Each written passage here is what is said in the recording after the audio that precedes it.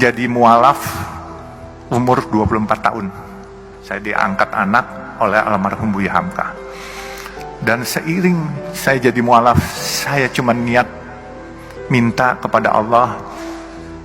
Karena waktu saya jadi mualaf itu Buya Hamka bilang, "Nak, dosa-dosamu mulai hari ini 0. Jadi kamu mulai lagi dengan yang baik ya." Jadi saya mulai dengan yang baik. Dan saya niat minta kepada Allah, "Ya Allah, dengan perkenan Engkau, kalau memang diperkenankan, aku ingin mengharumkan nama Islam dan aku ingin sukses." Sukses itu entah bagaimana, apakah punya nama besar, apakah punya harta, saya bilang terserah. Rupanya doa saya dijabah Allah. Dan saya bisa mendapat kesempatan mempunyai usaha. Saya punya usaha kayu dulu di Kalimantan, saya bikin triplex.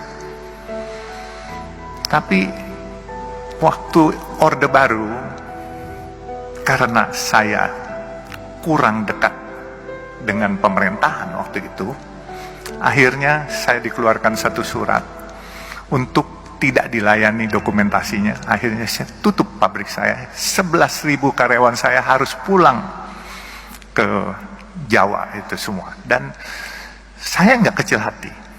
Saya bilang, "Ya Allah, kalau memang ini rencanamu, nggak apa-apa.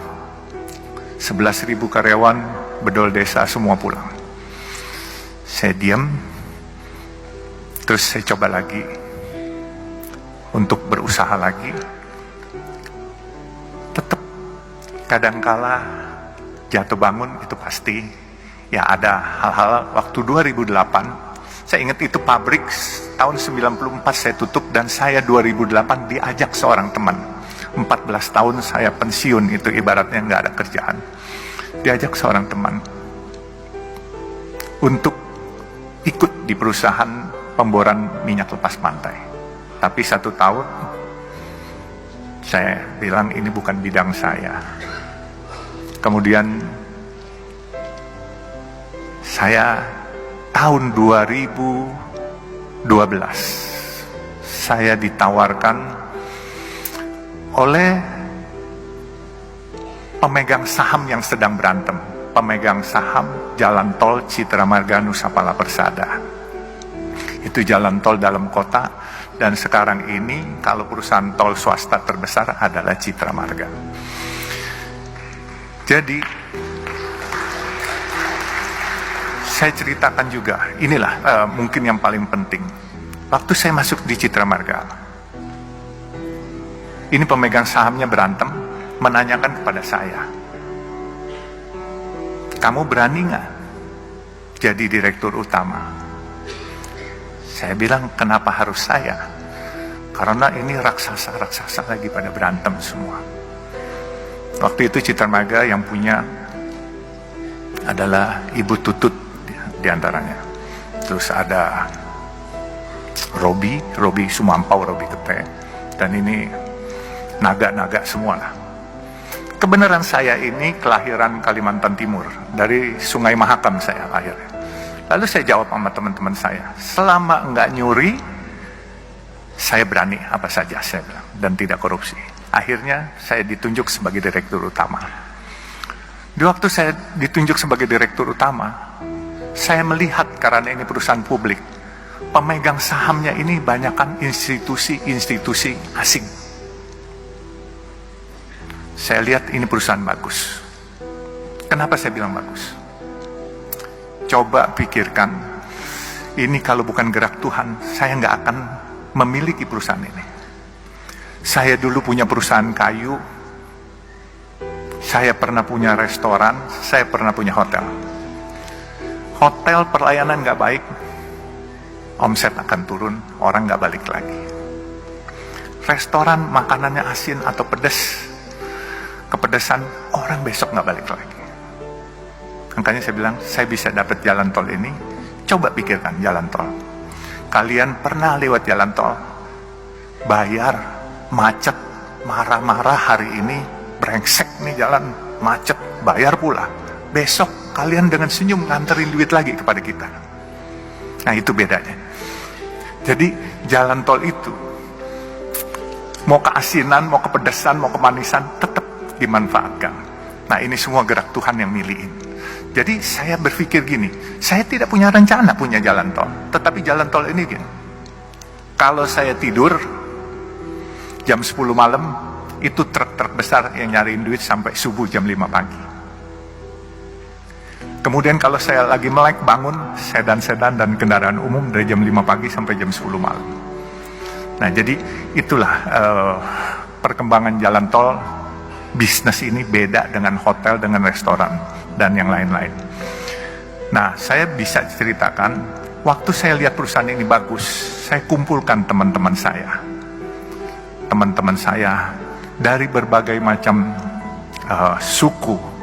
Ada yang Tionghoa atau yang disebut asing. Jadi saya bilang, ini daripada asing yang milikin, kenapa nggak kita, kalian para asing, teman-teman maupun yang lain, ayo kita milikin.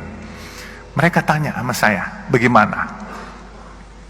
Saya bilang, gampang, siapin aja dananya, saya bikin asing ini keluar barangnya.